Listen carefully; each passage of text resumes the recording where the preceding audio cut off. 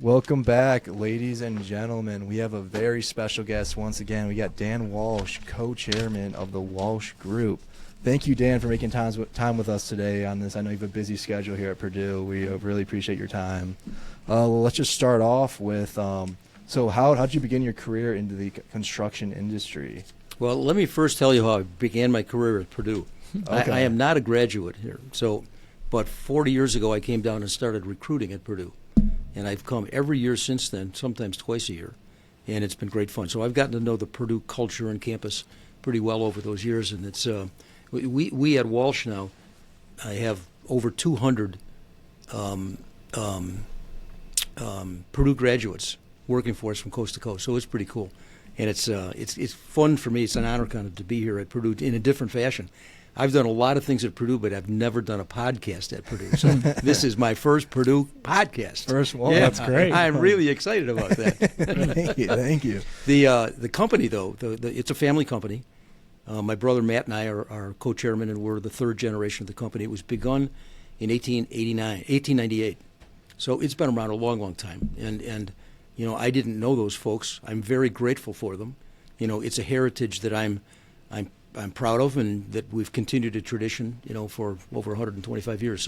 So that's pretty cool. We do a lot of different things these days than we used to do, at least in my generation. Matt and I started back in the late 60s, taking over for my father and his uncle, and they took over for their father before that. So, you know, in those days, we were pretty much an Illinois building contractor, and that was a pretty limited market in those days, so we tried to expand and diversify. And I would say, Ben, if there was one thing that really labels our generation there over the last 50 or 60 years, it's probably just diversification. You know, that had to do a lot with kind of boredom of doing the same thing over and over again, wanting to do something different. It also had to do with having skill sets that were portable, fungible into other areas. You know, and you would call us at Walsh builders. You wouldn't necessarily call us consultants at all. You know, we're builders, and we've got all the tools, and we're training and everything, and is set up to build things. So that's who we've become in the current generation. I'm very proud of former generations. We're probably different than them these days, and Purdue has had a lot to do with that over the years. When I first started coming down here recruiting people, it was an opportunity to, to have to be able to fish in a pond full of highly educated, well-trained engineers. Mm-hmm. It's helped us a lot in building our. What initially made you come down to Purdue the first time? You know, and why did you keep coming back? Well, you know, it's funny, Tommy. First of all, it's kind of a fun place to be here in central Indiana. It really is. Yeah. That's always surprised me, by the way.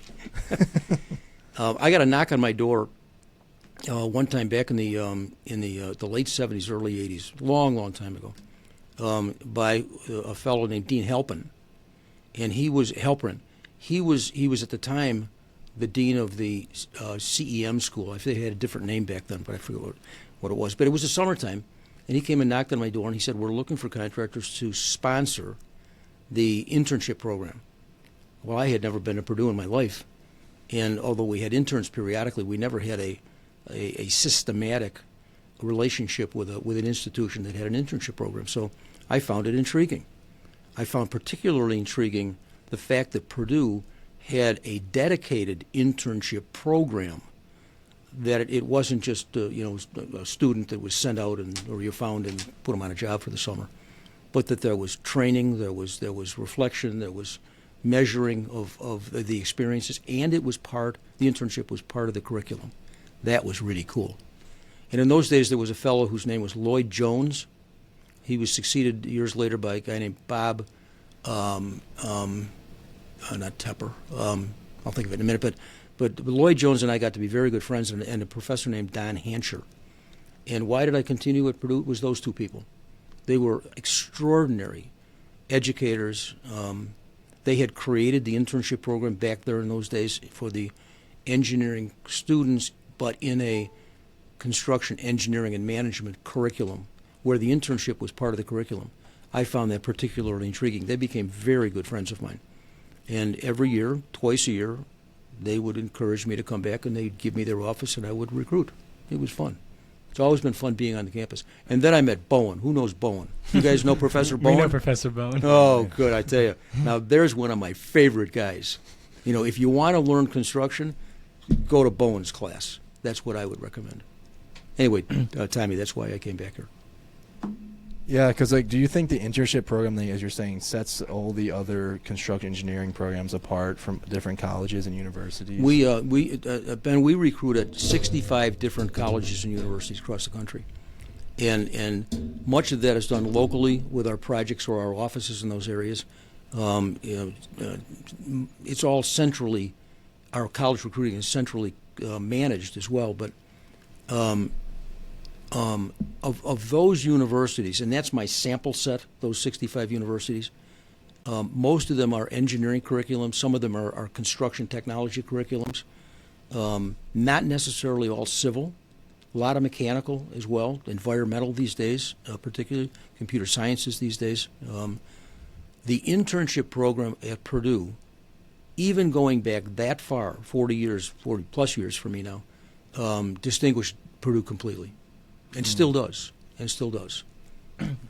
What would you say is like the biggest differences you've seen since when you've started to where like you are now, like in the industry? Maybe not like specifically your career, but just where the industry is going itself as a whole. Well, I started in the late '60s, so it's a long time ago.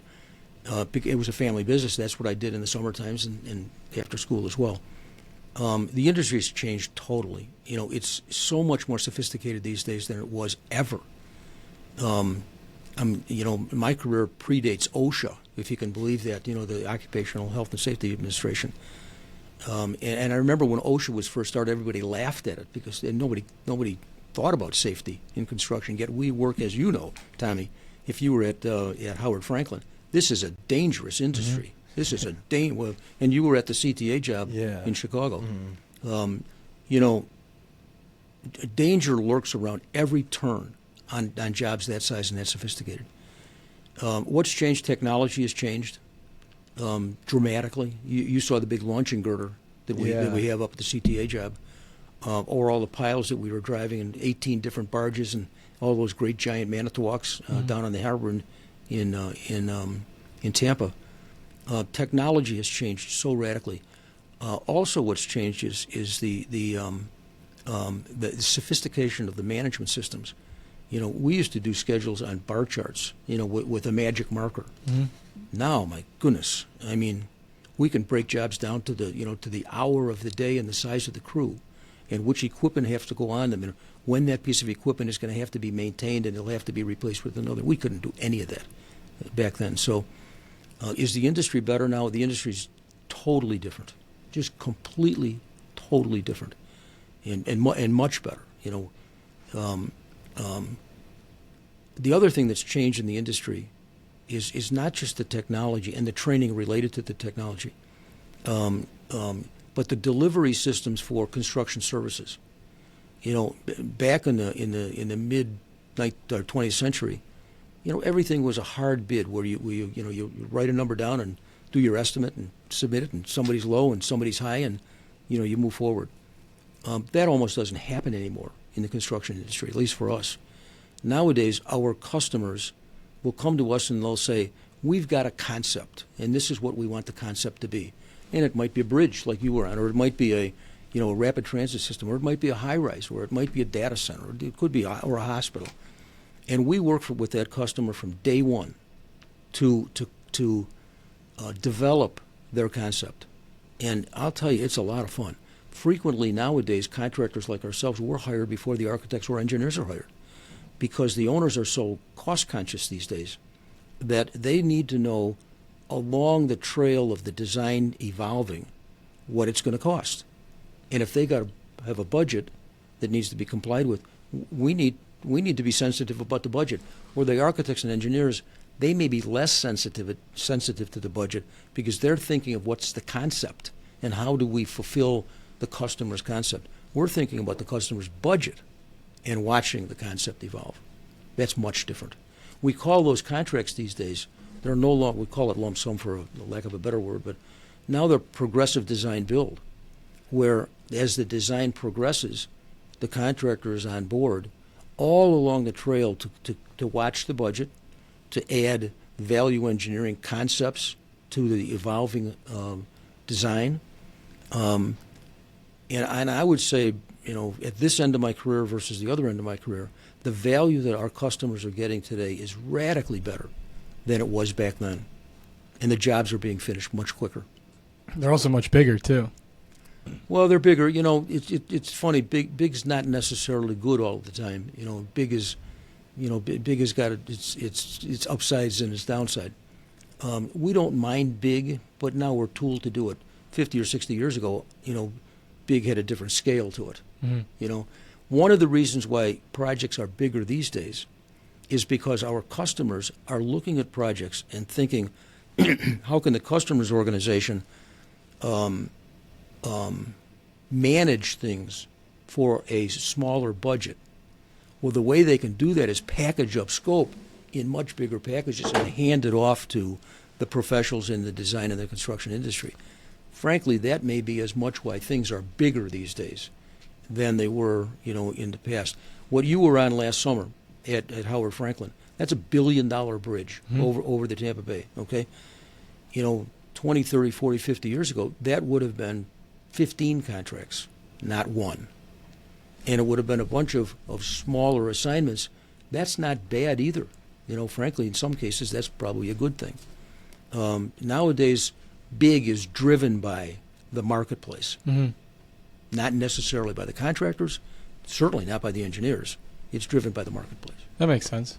Yeah. So with this ever changing in the industry, how it's changed from when you started to where you are now that we're kind of having a decrease in young people, there's less people coming in than there is going out. How do you counteract that? Technology, technology. We're building a hospital right now at can I say this out loud? Ohio State. Oh man, they just put it on us. I want you, whoever's listening to this podcast, these guys just hit me. They did not treat us well last week. Anyway, this hospital at Ohio State right now, it's a $2 billion hospital. Okay, and Columbus, Ohio is booming with other construction. So we knew we were not going to be able to get 2,000 skilled tradesmen, when we needed them, in a wide variety of different of trades. So what we did was we pre-engineered and manufactured off-site components of that project in a finished capacity. So we took 800 toilet rooms that were for the bedroom suites, and we made them all at a factory. And they had everything. They had the paint. They had everything. They didn't have the pictures hanging on the walls, but they had the tile in. They had the toilet fixtures in, all the piping. And when we brought these 800, and then we could bring them out whenever we needed them. And as the building went up, it's 20 stories tall, we just brought out another 10, another 10, another 10, plopped them down where they belong. And because we built those in a factory, all the people, the skilled crafts that would have had to be on the job site, weren't on the job site. We just hooked them up when they got there. That kind of mass production didn't ever used to be germane to the construction industry. It is nowadays, in a big way. In a big way, we're doing a data center up in Milwaukee right now for Microsoft. We're pre-engineering all the piping, all the chillers, all everything, and we built these great big buildings, which are essentially a big box of air. And we're bringing all the technology in that has been built in the factory, even the connective piping. So that's what's happening. It's very different than it was before. Wow, yeah, that's a lot. The reality is that for you in school right now, or the intern, I know both of the jobs that you were on last summer because we're building them. Those jobs, we're able to do those jobs because we've changed. And the industry has changed with us, or we with the industry. Years ago, those jobs would have taken decades to build. Now they take 3 or 4 years to build. $1 billion jobs. So you couldn't have done that in years past. The industry has changed. We've had to change with it. You're changing with it as well. What I'm sure Purdue is teaching engineering students these days is much different, maybe, than what it was teaching, back then. Mm-hmm. I'll bet. I had a question about, because you've been in this industry more longer than we have. So I find issues trying to stay motivated, like doing like what we're working on. So I have a question. What's like your motivation? What keeps you going? Because you've been doing this for a long time. Well, that's a great question. That's a great question. And I guess I'm not sure who's going to be listening to this podcast, but you couldn't be, the Purdue engineering students right now couldn't possibly be in a more exciting silo of education. You couldn't possibly be. There are so many interesting things being built, and the challenges and the motivation to do them. Boy, I'll tell you, if I was young, this is what I would pick, and pick a field. It doesn't matter, whether it's bridges or highways or buildings or hospitals or airports or the challenges nowadays. It's really exciting. It's not hard to get motivated in this industry. Mm-hmm. The other thing that that you really don't get when you're in school and sitting in a classroom, you don't get the vibe of being out in the field on a job site. Now again, I know the jobs that both of you were on last summer. Those are pretty cool jobs. Not every job is quite as dynamic as either Howard Franklin or the CTA Red Line in Chicago, but the industry is we're doing some projects right now, unexpectedly in western North Carolina, because of Hurricane Helena that came through there a couple weeks ago, which was devastating. I mean, it's if you saw it makes you cry. It's just awful. We've had to mobilize, shut down other jobs in North Carolina in order to help those people. We're finding people. You didn't learn that in your classroom. Oh. That's what I mean. Once you get out in the field, we call it experience. The one thing you don't get in school, you get an internship program, which is why we love the internship program. What you get in the field is you get experience. And every day is a new experience. And some days you say to yourself, God, I never thought that had ever happened. And that kind of thing happens every day. Mm-hmm. It's really motivational. The other thing that I didn't realize, I think when I was real young, excuse me, was that there's a competitiveness to the construction industry and the engineering industry as well. And I appreciate that because, I was an athlete and loved to compete. Construction is not putting one brick on top of another at all. It's really knowing your competitors. It's knowing the marketplaces. It's knowing the commodities and how prices are going up and down. It's knowing nowadays whether tariffs are going to affect prices or not. And then whether or not you can be the lowest cost provider for your valued customers. That's the challenge. And once you get that, that'll take a few years of experience, 5 or 10 years of experience in the field where you kind of get the training wheels off and you realize, where the concrete's coming from and where the piles are being driven and, where that great big lifting boom come from. In that case, China, by the way. Yeah. It's one of a kind, I think, too. It is one of a kind, although we're going to scrap it, if you can believe that. Oh, really? Yeah, okay. $5 million, we're going to scrap it. Because it doesn't have another use, Yeah. The only one is for that project? Yeah. Yep. Wow. Yeah, we custom made it for that project. It's pretty cool. Yeah. It cost $5 million to build that lifting boom. How long did it, you have to order it out ahead of 18 months. 18 months? That's 18 pretty months, quick. yeah.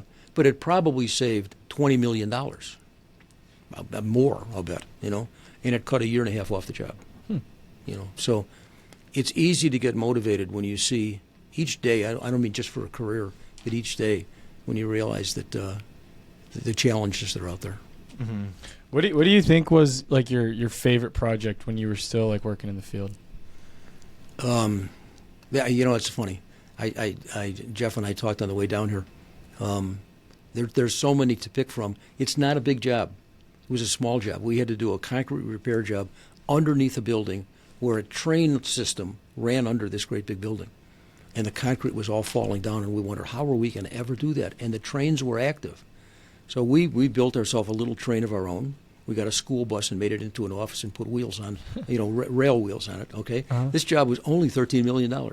But everybody wanted to be on the job. And during the day, when the trains were going through, we took it down and put it on a sidetrack, and then we came back at night and pulled it back in 5 miles away, and went back to work. And we put the jackhammers on top of the bus, and we did all the work from overhead. Mm-hmm. And it doesn't have to be big. It doesn't have to be $1 billion job, which there seems to be a plethora of these days.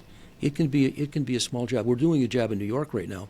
Are you going to be in the class today? Mm-hmm. So I'm going to talk about a job in New York right now where we're dropping 2 shafts in New York City, in Queens, 800 feet straight down. And we're going to pick up a water main that was built 100 years ago with dynamite and donkeys.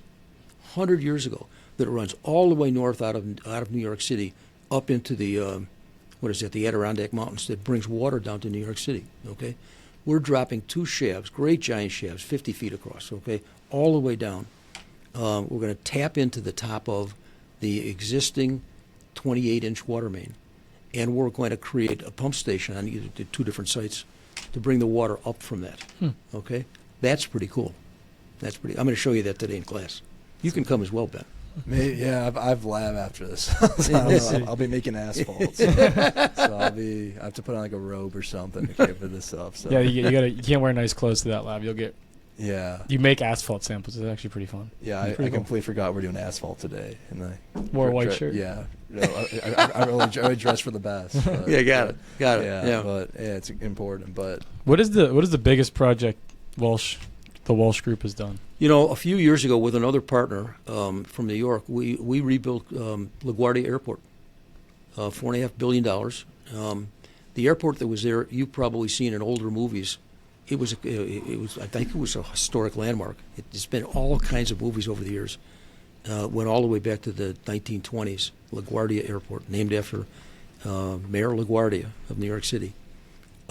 We left that airport open, airside and landside and airside, and we built around that old terminal a $4.5 billion addition, including concourses out to the gates. Okay. And what we did to allow the airport to remain open is we built the connecting links to the 2 concourses from the main terminal way up in the air, so that when the airplanes are taxiing into the gates, they could go right under the bridges out to the concourses. It was pretty cool.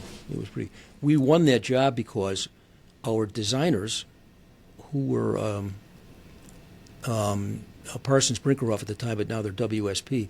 They figured out a way to leave that airport open in a different fashion than the original concept drawings, and it won us the job. That's the competition, Ben, that I was talking about before. We did something different, and we won. It was a terrific job. What would you say the most valuable part of the construction process is, as from like estimating, bidding, pre-con, building, punch out? It depends on the stage of your career. If you're just beginning to develop a warehouse, a storehouse of experience, it's in the field.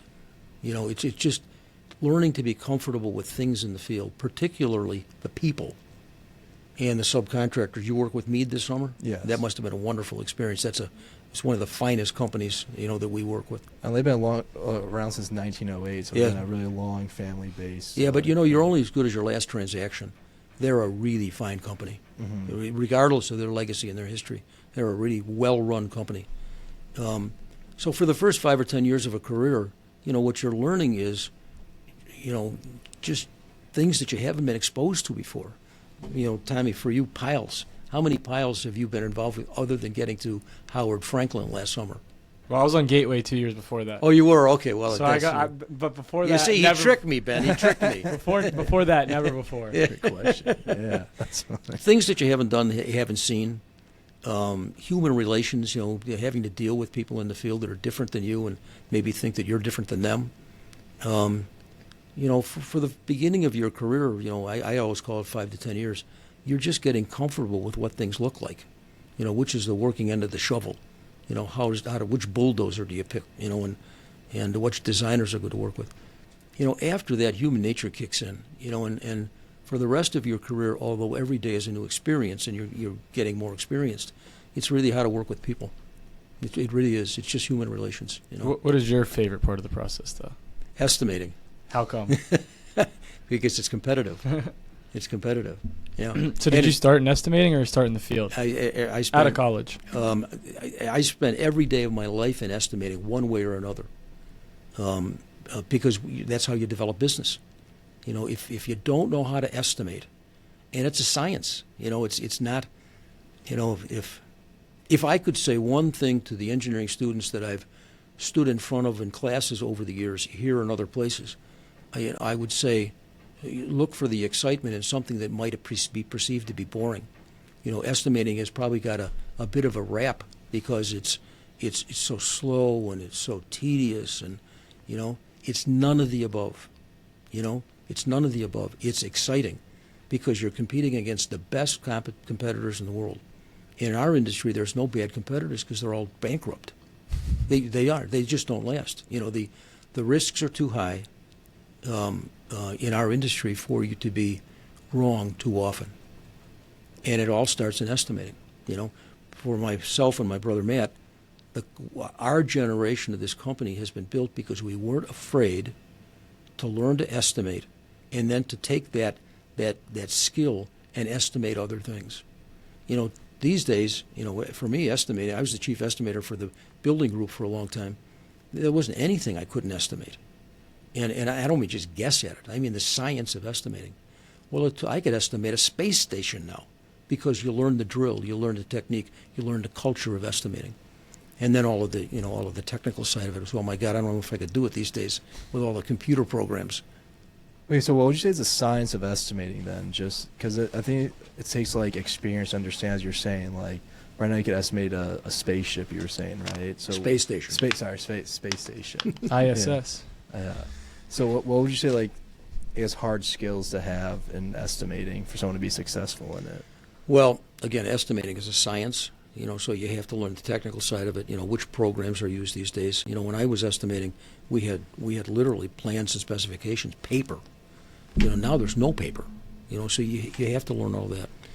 You have to learn the different products. Where does the steel come from? Where did the launching gantry come from? Where to come? You learn all of those things. You'll never learn that in a book. You got to go see it. You've seen it. Yeah. And how you hoist something that weighs more than a bus. And how do you do it safely, et cetera, what kind of rigging.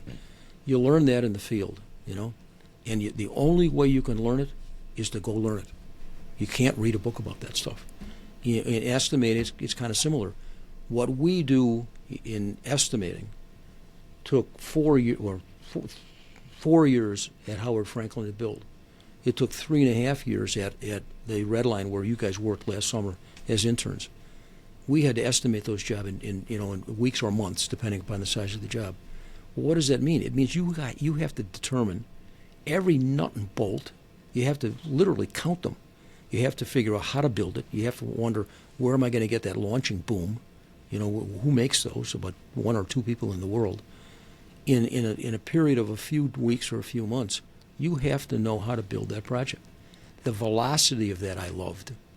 Mm-hmm. I didn't have to spend 4 years experiencing it, although I could visit it. I had to spend a month or 2 or 3 or 4 conceiving it. That's very challenging, intellectually challenging. Yeah. So like you said, I love it. And by the way, there is no person in our company at the highest levels of the organization, not one, that's not an estimator. Not one. It's the common language of our industry. Good to know. Yeah. I didn't know. Might have to do another stint in estimating. Yeah. Well, people don't know that, and they think it's boring. It's not boring at all. Mm-hmm. Yeah, I agree. I estimate a little bit. Yeah. I was not a fan of estimating, but I think I would try it again. You just have to change your perspective. When you realize you're competing against the best in the country, in the best in your industry, and look at it from my standpoint. We've got product lines, and I'll show you in class today. We've got 24 product lines, hospitals and bridges and data centers and military bases. You're not estimating one thing ever. You're estimating a lot of different things. So you're gaining that knowledge, and once you learn, it's like learning to hit a curveball. Once you've seen one, you kind of know what to look for. Once you learn how to estimate, you can kind of estimate anything and you learn to do it. And then you've got other product lines to compete in. That's what's fun. So would you say you take the same principles that you use to estimate a bridge as you would a hospital? Foundational principles. Competitively speaking, exactly the same principles. from a technology standpoint, probably different programs. From a resource standpoint, definitely different suppliers and much different.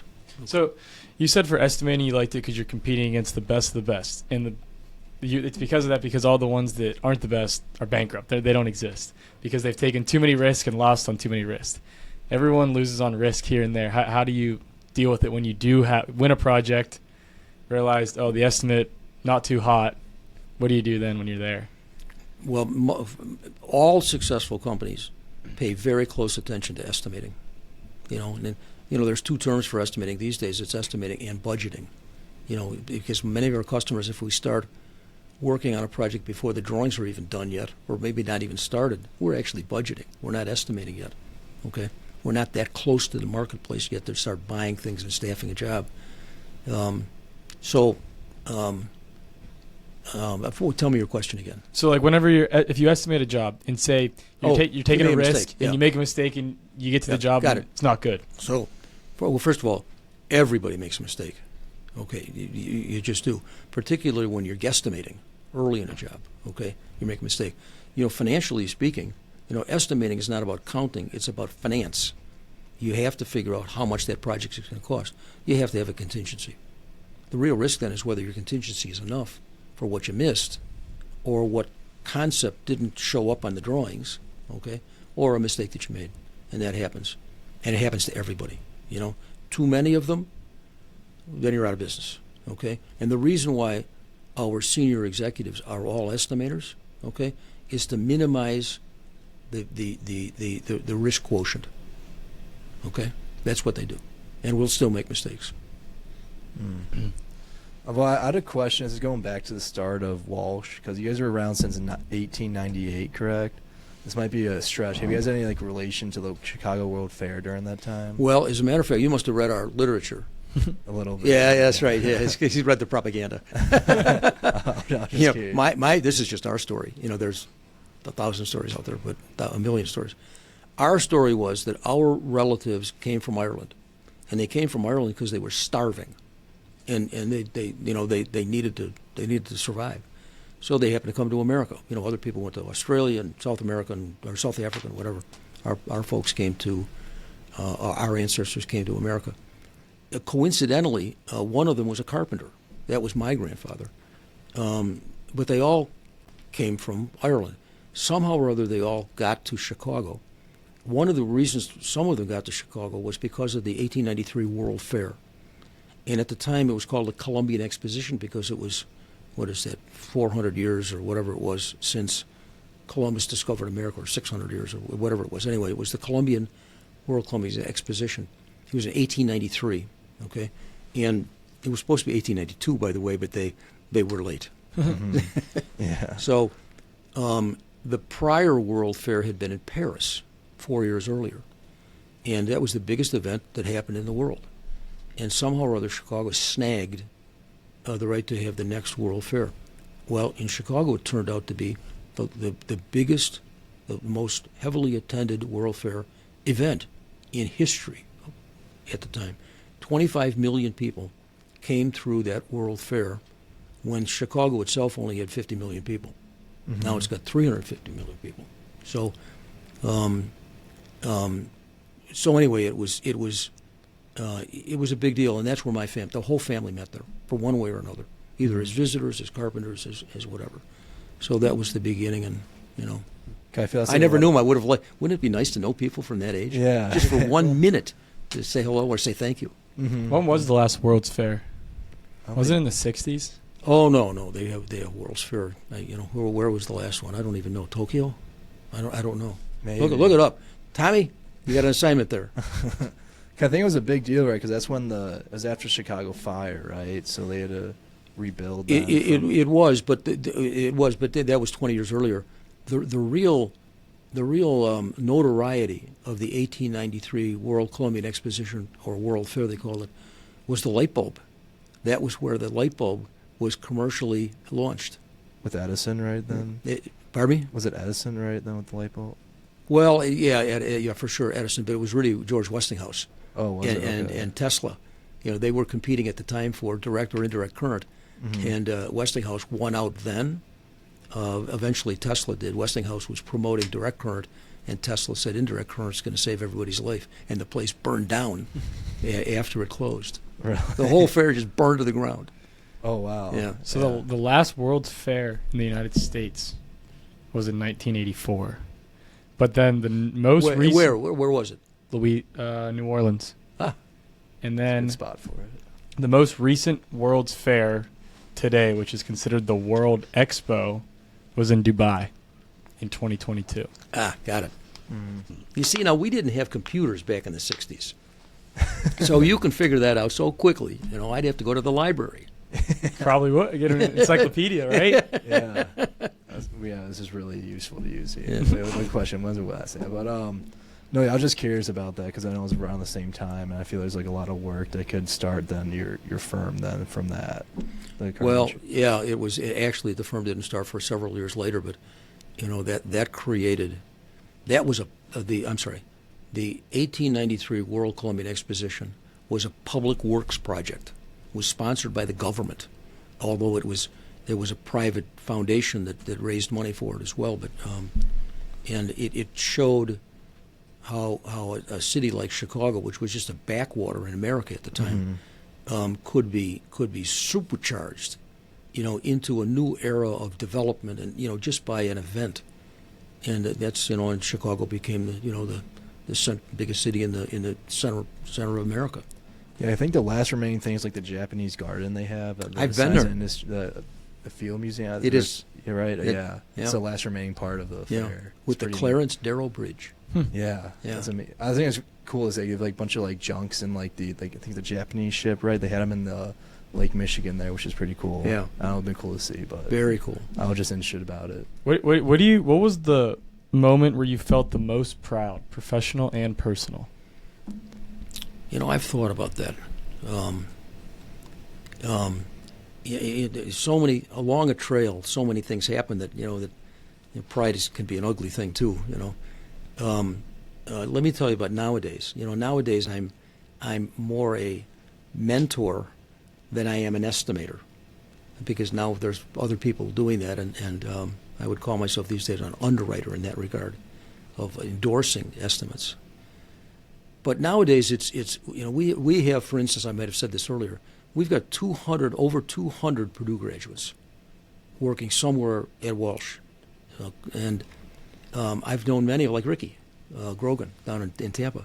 You know, I've known them since they walked down the hall here, and nowadays what really is a joyful thing for me is to see those younger people, not so young anymore, having gone through the process of maturing, professionally speaking, and to be doing things that they probably never dreamed of doing, and being first-rate, top-notch, top-of-the-industry professionals. It's the people. You know, it's not the things. You know, we can build a lot of bridges and we can build a lot of airports, but to watch the people mature, you'll find that, you know, probably as parents someday. You know, just watching other people grow and mature and learn new things and gain confidence in themselves and you know, kind of overcome their insecurities and do just fabulous things. I'll tell you, the things that we do, they are the coolest things you've ever seen. They just are. But the people that are doing them, that's really fun. Well, I guess we got one more question here. I was like, what advice would you give to an 18-year-old that's just coming out of high school, and then what advice would you give to a recent college graduate coming out? You know, I've had to deal with that question my entire career, you know, and I have found the right answer. Okay, whether it's engineering or art or English literature, it doesn't matter. Okay, find a great company to work for and take any job you can take. Find a great company, because those companies are culturally set up to take care of the people that are there. And when you're looking for professional advancement, you know, either because of the financial needs or because of technical challenges, Good companies will always promote from within first. And as a last resort, they'll try and hire somebody outside. Okay? We find these days that the projects are so big, we have to do more hiring than we would like. Okay? Because, people are local as well. They want to work near their place, their homes. But good companies, all of them, they will promote from within first, even if they have to retool somebody to do it, from one skill set to a new skill set, okay? Good companies will do that, okay? Companies that are more opportunistic will hire outside, and then when the opportunity is done, they'll just lay people off.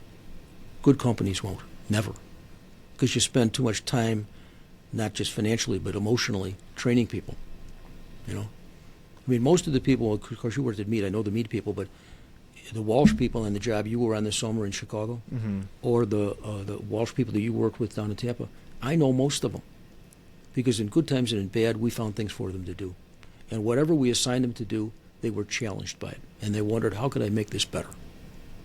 That's pretty cool. You don't need motivation when you come to work that way. Yeah, that is true. You don't. You just don't. And then what would you say you'd give a fresh college grad coming out? Maybe just a piece of advice. Fresh college grad. Not professional, personal. Oh, personal.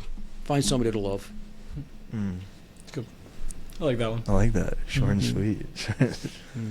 And if you were to do it all over again in your personal career, professional and personal, would you do it all the same?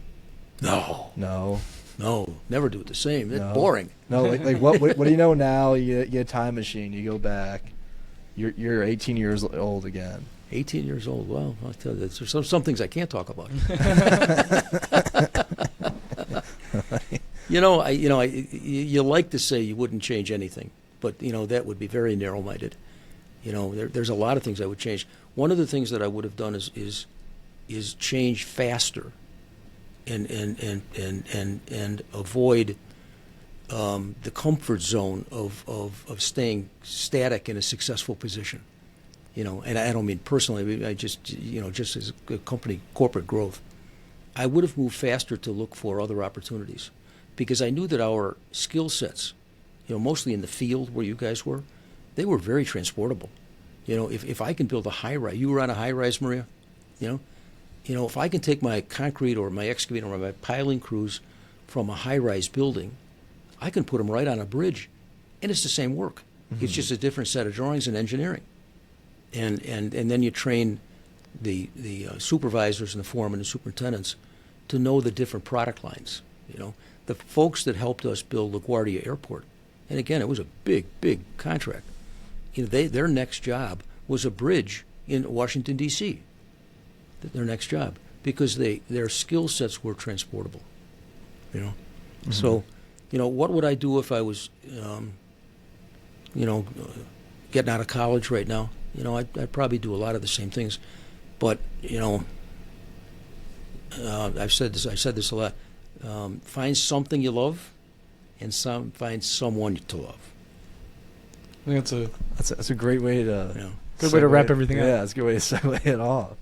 Find someone to love and find something you love doing, right? Yeah, that's exactly right. Love it.